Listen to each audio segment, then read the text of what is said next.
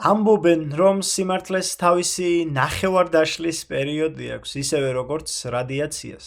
ის შეიძლება წლობით დამალო ბეტონის სარკოფაგის ქვეშ, მაგრამ ადრე თუ გვიან ის მაინც გამოჟონავს და მთელს იმპერიებს დაანგრევს. 1986 წლის 26 აპრილის ღამეს უკრაინის პატარა ქალაქ პრიპიატში ჩვეულებრივი გაზაფხული იდგა. ადამიანებს ეძინათ და ვერავინ წარმოიდგენდა, რომ რამდენიმე კილომეტრში ატომურ სადგურზე კაცობრიობის ისტორია სამუდამოდ იყოფოდა ჩერნობილამდე და ჩერნობილის შემდეგ. ყველაფერი ერთი უწყინარი ექსპერიმენტით დაიწყო. სურდათ შეემოწმებინათ, როგორ მოიქცეოდა რეაქტორი დენის გათიშვის შემთხვევაში. ეს უნდა ყოფილიყო მორიგი უსაფრთხოების შემოწმება, მაგრამ დაშვებულმა შეცდომებმა და სისტემურმა ხარვეზებმა ჯაჭვური რეაქცია გამოიწვია. წამებში სიმძლავრე კონტროლიდან გამოვიდა, ტემპერატურამ 1000-ობით გრადუსს მიაღწია და დაგროვილმა ორთქლმა რეაქტორის 2000 ტონიანი სახურავი, როგორც ქაღალდი, ისე ააგდო ჰაერში.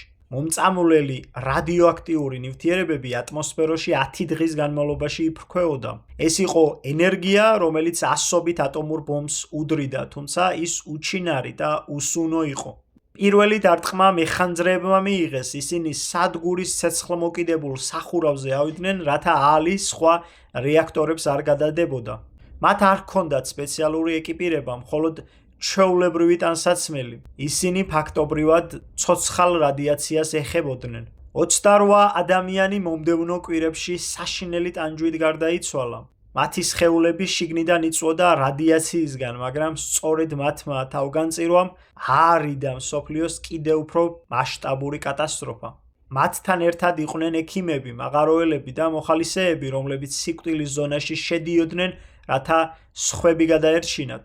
კატასტროფაზე საშინელი კი ის ტყუილი აღმოჩნდა, რომელიც ხელისუფლებამ გაავრცელა. სანამ რადიოაქტიური ღრუბელი ევროპის თავზე მიცურავდა, საბჭოთა კავშირი დუმდა. 1 მაისს კიევის ქუჩებში 1000-ობით ადამიანი, მათ შორის ბავშვები, აღოლუმზე გამოიყვანეს.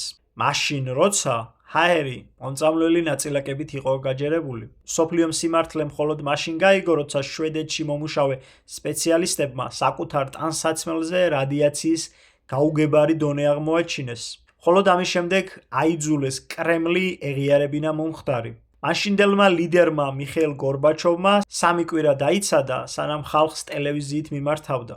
ჩერნობილმა უფრო მეტი გააკეთა, ვიდრე უბრალოდ გარემოს დაბინძურება. მან დაანგრია რწმენა იმ სისტემის მიმართ, რომელიც ადამიანის სიცოცხლეზე წინ იდეოლოგიასა და პრესტიჟს აყენებდა. სწორედ ამ ტრაგედიამ წარმოშვა საჯაროობა, სიმართლის თქმის აუცილებლობა.